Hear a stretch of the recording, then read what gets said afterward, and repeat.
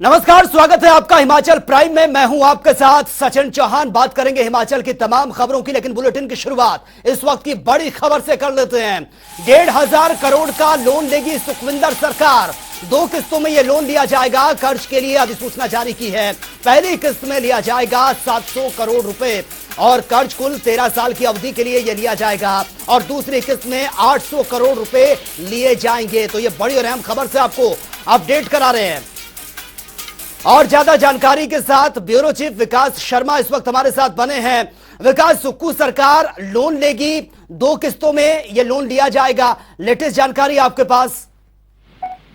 देखिए, बिल्कुल आज सुबह ही जिस तरह से जनता टीवी ने ये खबर जो है वो प्रमुखता से दिखाई थी कि जल्द ही राज्य सरकार जो है, जो कि नई सरकार का जब से गठन हुआ है, लगातार वित्तीय संसाधन जुटाने की बात जो है ये मौजूदा सरकार जो है वो कह रही है, लेकिन वित्तीय संसाधनों के ऊपर लगातार कसरत की जा रही है। कई विभागों के साथ बैठक की जा रही है।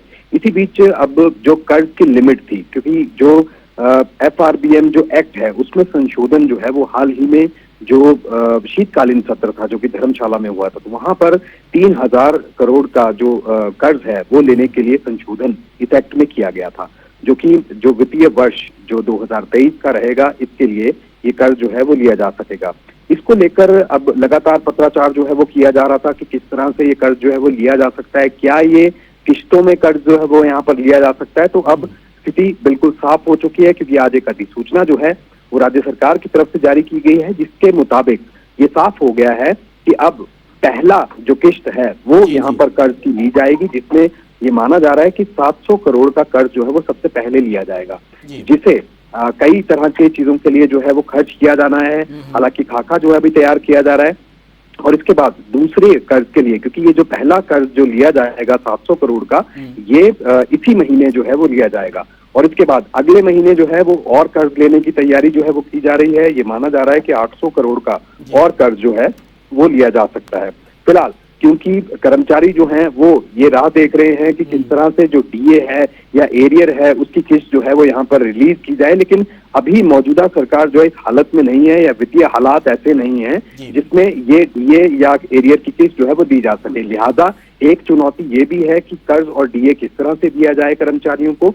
दूसरा, और वित्तीय संसाधन जो है वो कहां से जुटाए जाएं, क्योंकि ये 3,000 करोड़ का कर्ज जो है वो लिया जा सकेगा। इससे पहले क्योंकि प्रतिशतता में अगर हम देखें तो 4% तक जो है वो कर्ज टोटल जो GDP जो हिमाचल प्रदेश की है उसके ऊपर लिया जा सकता था, लेकिन अब ये कर्ज जो है उसकी लिमिट बढ़ाकर अब 6% जो है वो लिया जा सकेगा, जिससे पहला यही संशोधन यहाँ पर किया गया कि 3,000 करोड़ के कर्ज की यहाँ पर आवश्यकता है। तो लिहाजा अब केंद्र सरकार को जो है वो अप्लाई किया जाएगा और पहला जो कर्ज होगा, जो पहली किस्त होगी, उसमें 700 करोड़ जो है वो किस्त यहाँ पर लेने की तैयारी जो है वो यहाँ पर की जा रही है। ठीक है विकास, 2 किस्तों में ये कर्ज लेने की बात सामने आ रही है और जिस तरह से आप बता रहे हैं कि सरकार को इनकम के साधन भी ढूंढने होंगे कि कहां से ये सब कुछ अरेंजमेंट हो पाएगा। लेकिन अगर अवधि की बात की जाए तो 13 साल की अवधि के लिए ये कर्ज लिया गया है।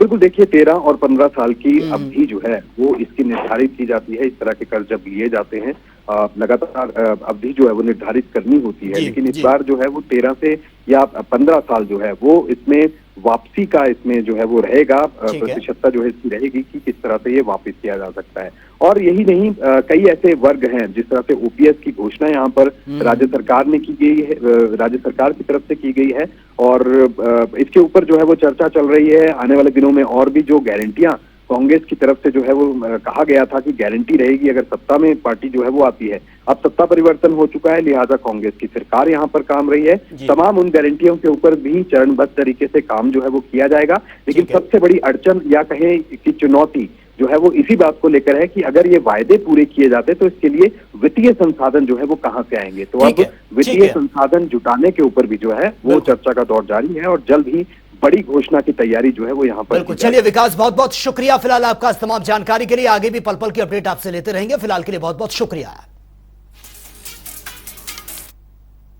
और वहीं हमीरपुर के केंद्रीय विद्यालय में वर्चुअल माध्यम से केंद्रीय मंत्री अनुराग ठाकुर ने मेधावी बच्चों को टिप्स दिए हैं। परीक्षा पर चर्चा कार्यक्रम के दौरान केंद्रीय विद्यालय हमीरपुर के होनहार बच्चों के अलावा जवाहर नवोदय विद्यालय डुंगरी के बच्चों ने भी परीक्षा पर चर्चा कार्यक्रम में यह भाग लिया है और इस मौके पर केंद्रीय मंत्री अनुराग ठाकुर द्वारा अपने स्कूल के समय के अनुभव को उन्होंने मेधावी छात्रों के साथ शेयर किया है और परीक्षा के समय सौहार्दपूर्ण तरीके से पढ़ाई करने पर बल भी दिया है।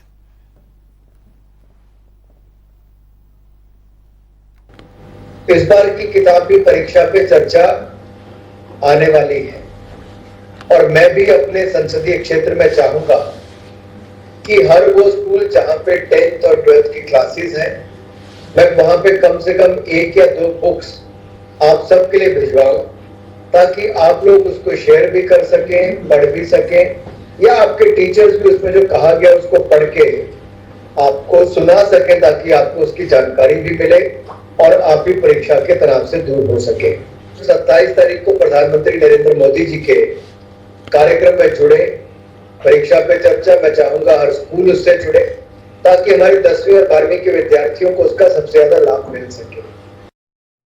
परीक्षा में हुई हमारी एक असफलता को हमारे जीवन भर की असफलता से जोड़ा जाता है। माननीय अनुराग ठाकुर जी ने इसका बेहद बेहतरीन जवाब हमें दिया।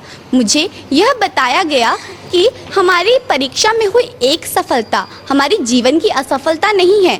हमारे भारत देश, इवन भारत देश के बाहर भी ऐसे अनेक उदाहरण हैं जो हमें ये सिखाते हैं कि भले उनकी शिक्षा उतनी बेहतरीन ना रही हो, किंतु उन्होंने अपने जीवन में ऐसे कार्य किए जिन्हें हम आज भी सराहते हैं। मेरा माननीय से यह प्रश्न था कि हमें परीक्षा से एक दिन पहले पूरा सिलेबस कंप्लीट करना होता है, तो उसे रिवाइज करने के लिए हमारे ऊपर इतना बर्डन रहता है, तो हमें उसे कैसे दूर करें।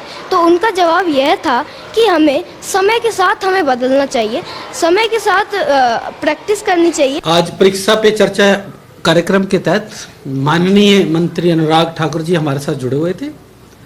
उन्होंने बच्चों को बहुत ही प्रोत्साहित किया। बच्चों के जो प्रश्न थे, उन प्रश्नों पे जो बच्चों की शंका थी, उन्होंने अपने अनुभव के द्वारा उसको दूर किया।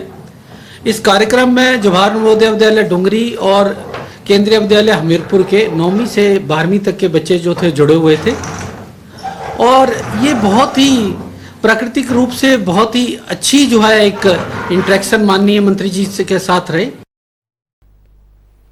फिलहाल यहां रुकेंगे एक छोटे से ब्रेक के लिए, लेकिन ब्रेक के बाद भी खबरों का सिलसिला लगातार जारी है। और वो गाना पब्लिक की डिमांड पर। बॉस, पब्लिक की डिमांड है जबरदस्त डिस्काउंट, धमाकेदार ऑफर्स। जियो मार्ट ग्रैंड रिपब्लिक सेल 21 से 26 जनवरी। यहाँ पाओ शॉपिंग पर अप टू 80% ऑफ। स्वागत है। हिमाचल के 2 बड़े सीमेंट प्लांट बंद पड़े हैं, जिससे हजारों लोगों का रोजगार तो चला गया, साथ में हिमाचल में सीमेंट की कमी भी यहां पर खड़ी हो गई है। और यही वजह है कि सरकार लगातार इसको लेकर दोनों पक्षों की बातचीत करवा रही है, लेकिन नतीजा अब तक शून्य ही रहा। लेकिन अब मुख्यमंत्री सुखविंदर सिंह सुक्खू ने इस विवाद का हल करने के लिए वो सामने आ गए हैं। मुख्यमंत्री के राजनीतिक सलाहकार सुनील शर्मा बिट्टू ने पूर्व राज्य दिवस के तैयारियों का जायजा लेते हुए कहा है कि सीमेंट को लेकर प्रदेश के हितों को किसी भी तरह से अनदेखी इसकी नहीं की जाएगी। अगर जरूरत हुई तो प्रदेश के लोगों के लिए सरकार अंतिम तक लड़ाई भी लड़ेगी, लेकिन इस मामले में किसी भी तरह का कोई समझौता प्रदेश के हितों को ताक पर रखकर नहीं किया जाएगा। पूरे हिमाचल प्रदेश में एक संदेश गया कि आम परिवार से संघर्ष करने के बाद एक आम परिवार का व्यक्ति जो है मुख्यमंत्री बना है। चुनावों से पहले कुछ एक कमिटमेंट की गई थी हिमाचल प्रदेश के लोगों के साथ, और खास करके उसमें मुख्य मुद्दा था ओपीएस का। और जहां तक ठाकुर सुखविंदर सिंह सुक्खू जी की बात है, जब जब मौका मिलता था चुनाव होने से पहले, वो ओपीएस के पक्ष में बात करते थे। लेकिन भारतीय जनता पार्टी की सरकार ने ये समझा था कि शायद ये कहने का जुमला है, और पूरे हिमाचल प्रदेश में खुशी का माहौल है, एक त्यौहार का माहौल है। जो लोगों का अधिकार था वो उनको दिया गया, और पूरे हिमाचल प्रदेश में नहीं, आज पूरे देश में ठाकुर सुखविंदर सिंह सुक्खू जी के कार्य की सराहना की जा रही है। तो चलिए अब बात होगी 12 जिले 12 बड़ी खबरों की।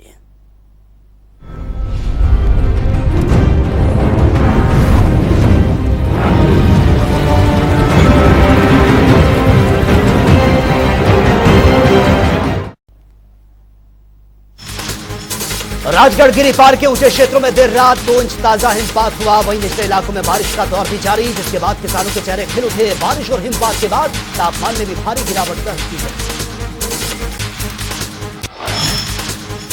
नूरपुर में 2020 बैच के आईएएस अधिकारी गुरसिमर सिंह ने बतौर एसडीएम नूरपुर कार्यभार संभाला।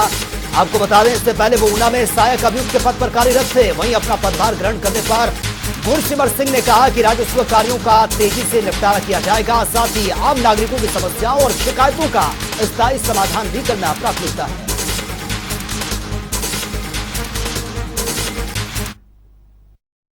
तो आज चार्ज ग्रहण करने के बाद, जैसे कि हम जानते हैं कि हमारे नूरपुर सब डिवीजन में जो मेरी जो स्पेसिफिक प्रायोरिटीज रहेंगी, वो मैंने 3 पार्ट्स में इसको सोचता हूँ कि डिवाइड करता हूँ। एक है हमारा रेवेन्यू वर्क, एक है हमारा डेवलपमेंटल वर्क और तीसरा है हमारा लॉ एंड ऑर्डर इश्यूज।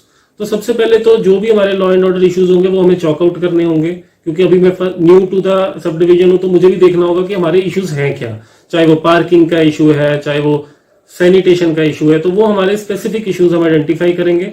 और दूसरा रेवेन्यू मीटिंग्स और डेवलपमेंटल वर्क्स, जैसे कि हमारे सीएम साहब ने भी हमें निर्देश दिए हैं कि डेवलपमेंटल वर्क्स में जो डिले है वो सबसे बड़ी प्रॉब्लम है, तो हमें डिले को खत्म करना है और जितने भी हमारे जो प्रोजेक्ट्स हैं, जो ऑनगोइंग प्रोजेक्ट्स हैं, उनको फास्ट ट्रैक करना है।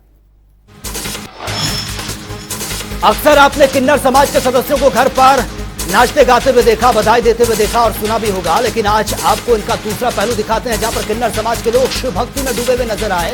सोलन के राजगढ़ रोड पर किन्नर समाज द्वारा शिव मंदिर बनवाया गया, जहां पर अपने आराध्य भोलेनाथ और मां गौरी की देखकर शिव भक्तों की खुशी का ठिकाना नहीं रहा। वहीं मंदिर की स्थापना पर किन्नर समाज के सदस्यों के साथ ही अन्य शहरवासियों ने भी इस अनुष्ठान में हिस्सा लिया। हमने यहाँ मंदिर बनाया। आज ये आयोजन इसीलिए सब आयोजित हुआ है कि यहाँ भोले जी की प्रतिमा बिठाई जाएगी, भोले जी का परिवार बिठाया जाएगा। आप लोगों से सभी से निवेदन है, सभी आएँ, सादर आमंत्रित हैं, आकर के प्रसाद ग्रहण करें, भगवान जी का आशीर्वाद।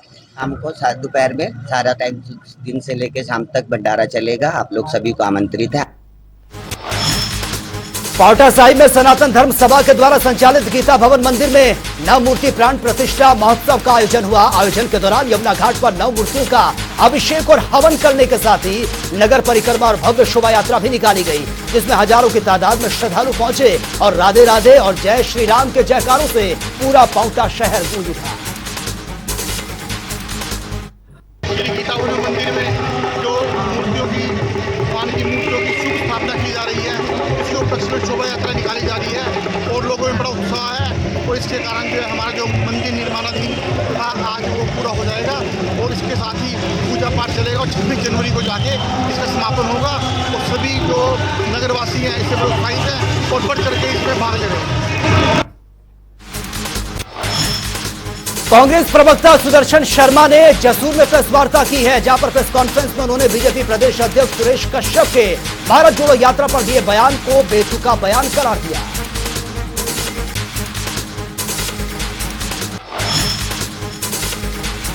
राजगढ़ में राष्ट्रीय युवा सप्ताह और स्वामी विवेकानंद जयंती के समापन अवसर पर भाषण प्रतियोगिता, स्लोगन पेंटिंग प्रतियोगिता का आयोजन किया गया।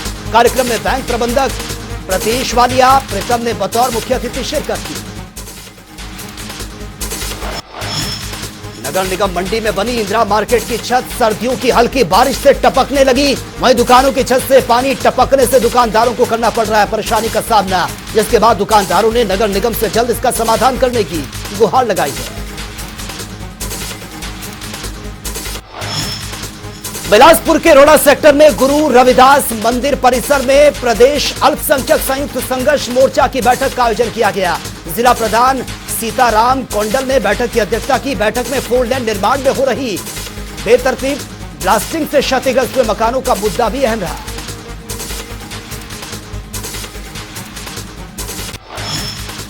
कुल्लू के कई क्षेत्रों में सड़क सुविधाएं न होने के कारण लोगों को कई दिक्कतों का सामना भी करना पड़ता है। गुरुवार की रात भारी बर्फबारी के बीच मैल गांव की एक महिला की तबीयत बिगड़ गई, जिसके बाद परिवार के लोगों ने महिला को पीठ पर ढोकर भारी बर्फबारी के बीच मुख्य सड़क तक पहुंचा दिया।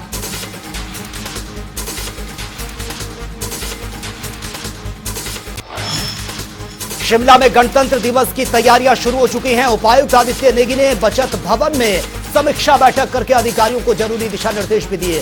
गौरतलब है कि गणतंत्र दिवस का उत्सव ऐतिहासिक रिज मैदान में मनाया जाएगा, जहां पर राज्यपाल राजेंद्र विश्वनाथ ध्वजारोहण करेंगे। मुख्यमंत्री सुखविंदर सिंह सुक्खू भी मौजूद रहेंगे। उपायुक्त आदित्य नेगी ने बताया, बैठक में परेड में हिस्सा लेने वाली टुकड़ियों पर भी चर्चा हुई है। आज जो है हमारा राज्य स्तरीय गणतंत्र दिवस की तैयारियों की समीक्षा बैठक हमने यहाँ पे आयोजित करी है, जिसमें सभी डिपार्टमेंट्स यहाँ पे मौजूद थे। और इसमें हमने एक तो परेड की तैयारियों की समीक्षा करी कि उसमें कितने जो है कंटिजेंट पार्टिसिपेट करेंगे, एक वो। उसके अलावा हमने ये समीक्षा करी कि किस प्रकार के हमारे कल्चरल प्रोग्राम्स होंगे। और लास्टली जो हमारी झांकियाँ, जो एक मेजर अट्रैक्शन रहती है हमारी गणतंत्र दिवस की परेड की, तो उन तीनों चीज़ों की जो है आज विस्तार से समीक्षा करी। इसके अलावा बाकी एमसी को निर्देश दिए कि वो साफ़ सफाई वगैरह रखें, और बाकी जनरल रूटीन की जो चीज़ें होती हैं उन सारी चीज़ों की जो है आज डिटेल में समीक्षा की गई है। बिलासपुर स्थित शक्तिपीठ श्री नैना देवी में माता रानी की जयंती बड़ी धूमधाम के साथ मनाई गई। माता के दरबार को रंग बिरंगी फूलों और गुब्बारों से सजाया गया। ऐसे में श्रद्धालुओं की आस्था का सैलाब भी मंदिर में उमड़ा। वहीं समाज सेवी संस्थाओं की ओर से स्टॉल लगाकर तरह तरह के व्यंजन भी परोसे गए। और यहां तक कि श्री नैना देवी माता की जयंती पर श्रद्धालुओं ने केक भी काटा। माता के जयकारों के साथ ही ढोलक और बैंड बाजे की धुन पर श्रद्धालुओं ने जमकर भंगड़ा भी किया।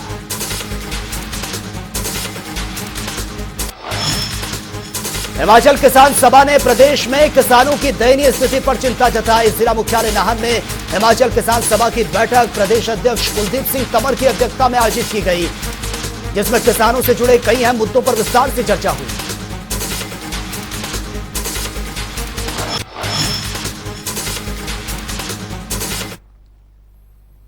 तो फिलहाल इस बुलेटिन में मेरे साथ इतना ही, लेकिन तमाम खबरों के लिए आप बने रहिए जनता टीवी के साथ। नमस्कार।